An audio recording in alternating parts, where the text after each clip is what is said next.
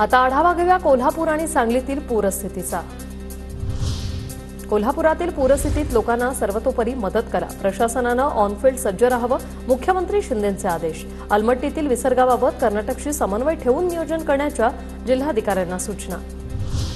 कोल्हापुरात पंचगंगा नदीची पाणी पातळी 47 फुटांवर, कुरुंदवाड आणि औरवाड गावाला पुराचा फटका, एनडीआरएफ पथकाकडून पूरस्थितीची पाहणी, विनस चौकात पाणी साचायला सुरुवात। कोल्हापूरसह आसपासच्या परिसरात पुराचं पाणी शिरायला सुरुवात, 11 राज्यमार्ग आणि 37 प्रमुख जिल्हा मार्ग बंद, 46 मार्गांवरील एसटीची सेवा पूर्ण बंद।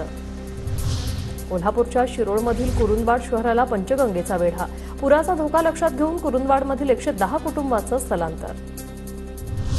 सांगलीच्या सखल भागात पुराचं पाणी शिरायला सुरुवात, उपकरणांसह लष्कराची 2 पथकं सांगलीत दाखल। कृष्णा नदीपात्रातील परिस्थितीचा आढावा घेत स्थलांतराचं नियोजन सुरू, पोलीस अधीक्षकासह लष्कराचे जवान आणि एनडीआरएफकडून पाहणी।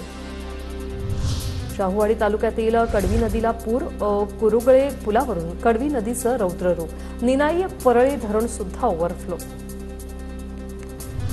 पूरग्रस्त भागाची पाहणी करताना खासदार धैर्यशील माने आणि राहुल आवाड यांच्या वाहन चालकांमध्ये हाणामारी, पार्किंगच्या कारणावरून हसन मुश्रीफ यांच्या समोरच एकमेकांना मारहाण। सांगली शहरातल्या सूर्यवंशी प्लॉट कर्नाळ रोड भागात आमदार विश्वजित कदम आणि खासदार विशाल पाटलांकडून पाहणी, पूरग्रस्तांसोबतही साधला संवाद। कोल्हापुरात पुणे बंगळुरू हायवेच्या सर्व्हिस रोडवर पुराचं पाणी, रस्त्याशेजारील मंगल कार्यालय आणि शेती पाण्यात।